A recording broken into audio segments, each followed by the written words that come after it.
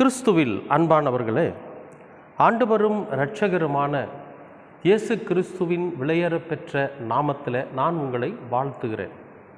கர்த்தர் உங்களை ஆசீர்வதிப்பார். இன்றைய நாள் செய்திக்காக கடவுள் நமக்கு கொடுத்திருக்கிற ஒரு வார்த்தை நெகேமியாவின் புஸ்தகத்தில் 1ஆம் அதிகாரத்தில் 5வது வசனம். பரலோகத்தின் தேவனாகிய கர்த்தாவே, உம்மில் அன்பு கூர்ந்து உம்முடைய கற்பனைகளை கை கொள்ளுகிறவர்களுக்கு உடன்படிக்கையையும் கிருபையையும் காக்கிற மகத்துவமும் பயங்கரமுமான தேவன். எப்படி ஆண்டவரை நெகேமியா பாராட்டுறார். நீங்கள் உம்முடைய கற்பனைகளை கை கொண்டு உம்மீது அன்பு கூறுகிறவர்களுக்கு நீங்கள் எப்படிப்பட்டவங்களாக இருக்கிறீங்க? உங்களுடைய உடன்படிக்கையும் உங்களுடைய வாக்குத்தத்தத்தையும் உங்களுடைய கிருபையையும் காக்கிற ஒரு மகத்துவமான தேவன் அப்படின்னு சொல்லி ஆண்டவர் சொல்கிறார். பிரியமானவர்களே, ஒரு செய்தி என்னென்னா, நம்ம நிறையா முறை ஜெபம் பண்ணிக்கிட்டே இருப்போம். நம்முடைய ஜெபங்கள் கேட்கப்படாத மாதிரியே இருக்கும். எத்தனையோ விஷயங்களுக்கு நாம் மண்டி போட்டு அழுது ஜெபம் பண்ணி கண்ணீரும் கம்பளையுமா நிறைய முறை நாம் ஆலயங்களில் போய் அழுதுருப்போம். அப்போ இந்த வேண்டுதல்கள் நிறைவேறியிருக்காது. இப்போ நம்ம என்ன நினைப்போம்? நம்ம வேண்டுவதை ஆண்டவர் கேட்கலையோ, நம்முடைய வேண்டுதல்களுக்கு ஆண்டவர் செவி சாய்க்கலையோ அப்படின்னு நினைப்போம். ரொம்பவே நமக்கு சோதனைகளும் பிரச்சனைகளும் வேதனைகளும் வர்றப்ப கடவுள் இருக்கிறாரா இல்லையா அப்படிங்கிற அந்த ஒரு கான்செப்டுக்கு நம்ம வந்துடுவோம். இப்போ இதையெல்லாம் கடந்து நாம் வாழ்க்கையில் ஜெயிக்கணும். நம்முடைய வேண்டுதல்கள் கடவுளுடைய பார்வைக்கு எட்டி அவர் நமக்கு நன்மையானதை செய்யணும். அதைத்தான் இங்கே நெகேமியா என்ன சொல்கிறாருன்னா, உம்மில் அன்பு கூர்ந்து உம்முடைய கற்பனைகளை கை கொள்ளுகிறவர்களுக்கு கடவுள் மேலே அன்பு வச்சு, கடவுளுடைய கற்பனைகள்னால் அவருடைய கட்டளைகள், அவருடைய நிபந்தனைகள், அவர் நமக்கு சொல்லியிருக்கிற அறிவுரைகள், அந்த அறிவுரையவே நம்ம கட்டளையாக நினைக்கிறோம். அந்த அறிவுரையின்படி நம்ம நடந்தால் அவர் நமக்கும் அவருக்கும் செய்திருக்கிற உடன்படிக்கையையும், அவருக்கு நமக்கு என்ன உடன்படிக்கை செஞ்சிருக்கிறாரோ அந்த உடன்படிக்கை, நம்மளை எப்படியெல்லாம் வாழ வைப்பேன் என்று சொல்லி இருக்கிறாரோ அந்த வாக்கு தத்தம், அதை நிறைவேற்றுகிற கர்த்தராக இருக்கிறார். அது மட்டும் இல்லை, நம்மீது அன்பையும் கிருபையையும் பொழிகிற ஒரு தேவனாக இருக்கிறார் அப்படின்னு சொல்லி நெகேமியா சொல்கிறார். உண்மையும் அதுதான். இப்போ நாம் திடீர்னு ஒரு குறிப்பிட்ட அளவுக்கு நமக்கு சோதனைகளும் வேதனைகளும் வர்றப்ப நாம் கடவுளை தூஷணமாக பேசி விடுகிறோம், தூஷித்து விடுகிறோம். அப்படி ஒரு சூழ்நிலைக்கு நாம் போகாமல் காத்திருக்கிறவர்களாக இருப்போம். இங்கே பாருங்கள், இந்த நெகேமியாவுடைய ஜெபம் எப்படி இருக்குன்னு. ஒருவேளை என்னுடைய முன்னோர்கள், எங்கள் அப்பா எங்கள் அம்மா இந்த பாவத்தை செஞ்சுருந்தாங்கன்னா அவங்களுக்காக நான் மன்னிப்பு கேட்குறேன். சிலருடைய வீட்டில் சாபம் போகவே போகாது. அவங்க பைபிள் படிப்பாங்க, ஜெபம் பண்ணுவாங்க, எல்லாமே செய்வாங்க. ஆனால் ஒரு விஷயத்தில் அடமண்ட்டாக இருப்பாங்க. என்னன்னா, அவர்களுடைய பெற்றோர்களினால் பாவத்தினாலே சம்பாதிக்கப்பட்ட ஏதாகிலும் ஒன்று அவர்களுடைய வாழ்க்கைக்கு முக்கியமானதாக இருக்கும். அதை அவங்க விட்டு கொடுக்கவே மாட்டாங்க. எனக்கு தெரிஞ்சு ஒரு ஒரு இந்த நம்மளை மாதிரி ஒரு ஊழியக்காரர், ஒரு நிறுவனத்தில் ஊழியக்காரராக இருக்கார். அவருக்கு எப்பவுமே அந்த வீட்டில் சாபம் நிறைந்திருக்கு. செலவினங்கள் வரும், உடல்நிலை சரியாமல் இருக்கும், அவருடைய சந்தோஷமான வாழ்க்கை வாழ முடியாமல் இருக்கும். இப்படியெல்லாம் நிறையா விஷயங்கள் அந்த குடும்பத்தில் இருந்துக்கிட்டே இருக்கு. நிறைய ஊழியக்காரர்களை கூப்பிட்டு அவங்க ஜெபம் பண்ணிக்கிட்டு தான் இருக்கிறாங்க. ஆனாலும் அதிலிருந்து அவங்க விடுதலை ஆன மாதிரி தெரியல. கடைசியில் தேடி பார்க்குறப்ப என்னென்னா, அவருடைய பெற்றோர்கள் செய்த பாவம், அதனால் சம்பாதித்து கொடுத்திருக்கிற செல்வம்,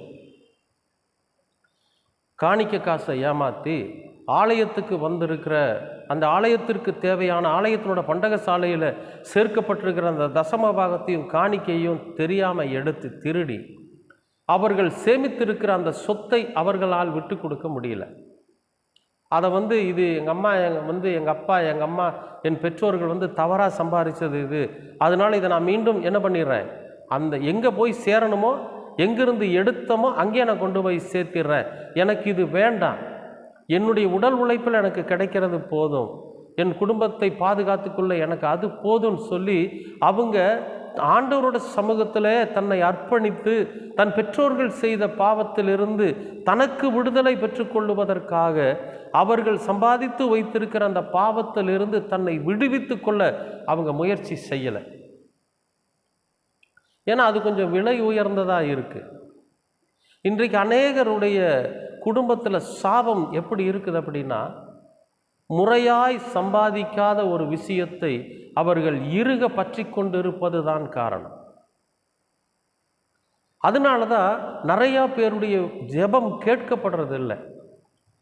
அப்பா அம்மா செஞ்சுட்டா நான் ஆண்டவரோட சமூகத்தில் போய் ஜெபம் பண்ணி மன்னிப்பு கேட்டால் அவங்க செஞ்சதுக்கு நான் என்ன பண்ண முடியும் அப்படின்னு சொல்லி நாம் நிறைய இடத்துல வாதாட முடியும், போராட முடியும்.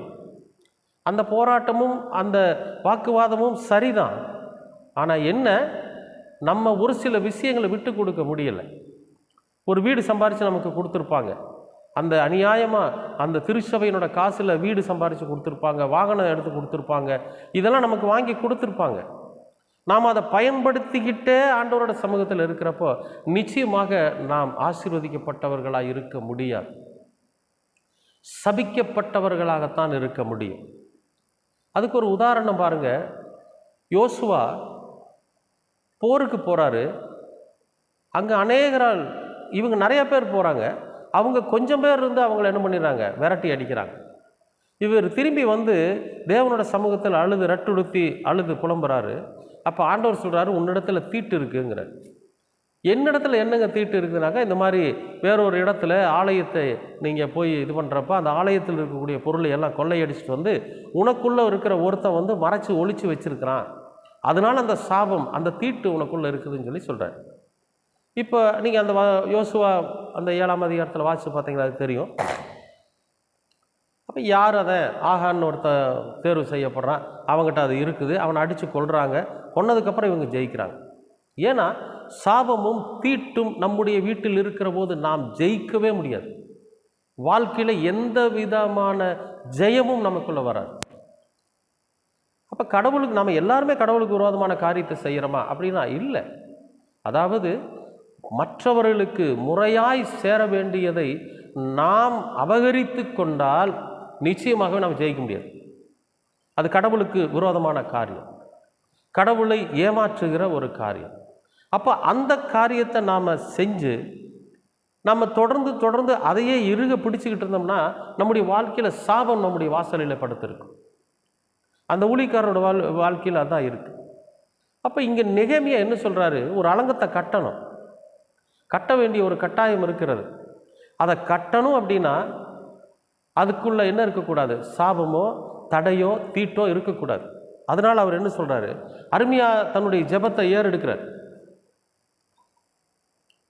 உமது அடியாராகிய இஸ்ரவேல் புத்திரருக்காக இன்று இரவும் பகலும் உமக்கு முன்பாக மன்றாடி, இஸ்ரவேல் புத்திரராகிய நாங்கள் உமக்கு விரோதமாக செய்த பாவங்களை அறிக்கையிடுகிற அடியேனுடைய ஜெபத்தை கேட்கிறதற்கு உம்முடைய செவிகள் கவனித்தும் உம்முடைய கண்கள் திறந்தும் இருப்பதாக நானும் என் தகப்பன் வீட்டாரும் பாவம் செய்தோம். எப்படி சொல்கிறது, தயவு செஞ்சு நான் ஏறெடுக்கிற இந்த ஜெபத்துக்கு உங்களுடைய செவிகள் திறந்திருக்கட்டும், உங்கள் கண்கள் பார்க்கிறதா இருக்கட்டும். ஏன்னா நானும் என் தகப்பன் வீட்டார், எங்கள் சந்ததிகள் பாவம் செஞ்சோம். அதாவது நெகேமியா பாவம் செஞ்சாரோ செய்யலையோ அது தெரியல. ஆனால் அவருடைய ஜெபம் கேட்கப்பட வேண்டும் என்பதற்காக தன் பெற்றோர்கள் செய்த பாவத்தை இங்கே சொல்கிறார் பாருங்க.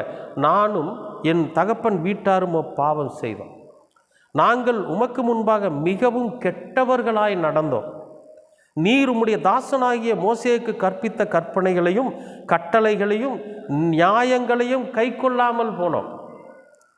நீங்கள் கட்டளையை மீறினால் நான் உங்களை ஜாதிகளுக்குள்ளே சிதறடிப்பேன் என்றும் ஆண்டவர் சொன்னார். நான் இந்த மாதிரியான காரியங்களை நாங்கள் செஞ்சிட்டோம். நானும் என் தகப்பன் வீட்டாரும் மோசே எங்களுக்கு கற்பித்து கொடுத்துருக்கிற அந்த விஷயத்தையெல்லாம் மீறிட்டோம். நீங்கள் எப்படிப்பட்டவர், நீங்கள் மெய்யான தேவன் என்பதை நாங்கள் என்ன பண்ணலை, நம்பலை, விசுவாசிக்கலை. அவர் எங்களுக்கு கற்றுக் கொடுத்த வழியில் நாங்கள் நடக்கலை, உங்களுடைய கட்டளைகளை மீறி நடந்துட்டோம். ஒருவேளை உங்களுடைய வார்த்தையை கேட்காம உங்களுடைய கட்டளைகளை நாங்கள் உதாசீனப்படுத்திட்டு நடந்தோம்னா எங்களை நீங்கள் இந்த ஜாதிகளுக்குள்ளேருந்து சிதறடிப்பீங்கன்றது எங்களுக்கு தெரியல. ஆனால் நாங்கள் செஞ்சோம். என்ன செஞ்சிட்டோம்? இந்த மாதிரி தவறுகளை செஞ்சோம். இப்போ தான் தெரியுது நீங்கள் எங்களை சிதறடிச்சிருப்பீங்க, நாங்கள் சிதறி போயிருக்கிறோம். இனிமேல் நாங்கள் உங்கள் கட்டளைகளின்படி நடக்கிறோம், இனிமேல் உங்கள் வார்த்தைகளின்படி நடக்கிறோம், இனிமேல் உங்களுடைய கட்டளைகளை மீறி நாங்கள் நடக்க மாட்டோம். நீங்கள் என்ன எங்களுக்கு கற்றுக் கொடுத்தீர்களோ அதன்படி நிச்சயமாகவே நாங்கள் நடப்போம்னு சொல்லி கர்த்தரோட சமூகத்தில் ஜெபிக்கிறான் பாருங்க. இந்த ஜெபத்தை கர்த்தர் காண்கிறார். இந்த ஜெபத்துக்கு கர்த்தருடைய கண்கள் திறந்திருக்கிறது, கர்த்தருடைய செவிகள் கேட்கிறதாக இருக்கிறது. அன்பானவர்களே, இப்போ நம்முடைய ஜெபம் எப்படி இருக்கு? நாம் நம்முடைய ஜெபத்தை நம்ம எப்படி ஏறெடுக்கிறோம்? ஆண்டவரோட சமூகத்தில் எனக்கு இது கொடுங்க, அது கொடுங்க, நான் அப்படி இருக்கணும், இப்படி இருக்கணும், என்னோடய வாழ்க்கையில் அது கிடைக்கணும், இது அப்படி தான் நாம் ஜெபிக்கிறோமே தவிர நம்மிடத்தில் இருக்கிற குறைகளையும் குற்றங்களையும், நம்முடைய முன்னோர்கள் செய்திருக்கிற பாவங்களையும், நம்முடைய பெற்றோர்கள் நமக்கு அதாவது நமக்காக சேமித்து வச்சிருக்கிற இந்த சாபத்தையும் அந்த கேடுகளையும் நம்ம ஆண்டவரோட சமூகத்தில் சொல்கிறதில்ல, அதை நம்ம விட்டு கொடுக்கறதில்ல. தப்பா எங்கள் அப்பாவோ எங்கள் அம்மாவோ எனக்கு ஒரு சொத்து சேர்த்தி வச்சுருந்தாங்கன்னா அதனால் எனக்கு சாபம் தான் வரும். அது முறையானதாக இருக்கணும், அதை முறைப்படுத்தணும். ஆண்டவரோட சமூகத்தில் நம்ம பெற்றோர்கள் நமக்கு சேர்த்து வச்சிருக்கிற இந்த சாபத்தையும் பாவத்தையும் கேடுகளையும் கர்த்தரோட சமூகத்தில் நம்ம சொல்லணும். அதற்கு ஒரு வழி அவர் ஆயத்தப்படுத்தி கொடுப்பாரு. அதுக்கப்புறம் நம்முடைய பாவங்களையும் சொல்லணும். கடவுளுடைய வார்த்தைகளை மீறி நாங்கள் நடந்திருக்கிறோம், எங்கள் அப்பா நடந்தார், எங்கள் அம்மா நடந்தாங்க, எங்கள் தாத்தா நடந்தாங்க, அதனால் என்னுடைய வாழ்க்கையில் சமாதானம் இல்லை. நீங்கள் எத்தனையோ தலைமுறைகளுக்கு அதை விசாரிக்கிற தேவனாக இருக்கிறதுனால ஆண்டவரே என்னுடைய வாழ்க்கையில் நீர் ஆசீர்வாதத்தை தர வேண்டும், சிதறுண்டு போயிருக்கிற என்னுடைய வாழ்க்கையை நீங்கள் ஒன்றுபடுத்துங்க. இதற்காக நான் ஆண்டவருடைய சமூகத்தில் என்னுடைய எல்லா குறைகளையும் பாவங்களையும் மீறுதல்களையும் என் பெற்றோர்களுடைய குடும்பத்தார் செய்த பாவத்தையும் உம்முடைய சமூகத்தில் ஒப்படைத்து நான் ஜெபிக்கிறேன் சொல்லணும். அப்படிதான் ஜெபிக்கணும். அப்படி ஜெபிக்கிற போது நிச்சயமாகவே கர்த்தர் நம்மீது இரக்கம் கொள்ளுகிறவராக இருக்கும். எங்கள் அப்பா அம்மா செஞ்சது எனக்கு எப்படிங்க தெரியும் அப்படின்னு நம்ம சொல்லலாம், தப்பு இல்லை, தெரியாது தான். ஆனால் தெரிஞ்சிருச்சுன்னா அதை முறைப்படுத்துகிறவர்களாக இருக்கும், அதை ஆண்டவரோட சமூகத்தில் சொல்கிறவங்களாக இருக்கும். எத்தனையோ பெற்றோர்கள் குழந்தையை பற்றி தூக்கி குப்பை தொட்டியில் போட்டு போயிடுறாங்க. அவங்களுக்கு பெற்றோர் யாருன்னே தெரியாது. அவங்களாம் எப்படி ஜெபம் பண்ணுவாங்க? ஒரு கேள்வி வருது இல்லையா? அவர்கள் கர்த்தரோட பிள்ளைகளாக வளருவார். கர்த்தரோட சமூகத்தில் அவர்கள் பிள்ளைகளாக வளர்ந்துட்டு இருப்பாங்க. கடவுள் தான் அவங்களை வளர்த்துவார். ஒரு நாள் வரும், தன்னுடைய பெற்றோர்கள் தன்னை இப்படி ஒரு குப்பை தொட்டியிலையோ அல்லது ரயில்வே ஸ்டேஷன்லையோ எங்கேயோ போட்டு போயிட்டாங்கன்றது அவர்களுக்கு தெரிய வருகிற போது நிச்சயமாக அவங்க கண்ணீர் விட்டு அழுவாங்க. எங்கள் அப்பா எங்கள் அம்மா இப்படி ஒரு தப்பை பண்ணிட்டாங்களேன்னு. அவர்கள் கூட தன் பெற்றோர்களுக்காக வருந்துவாங்க.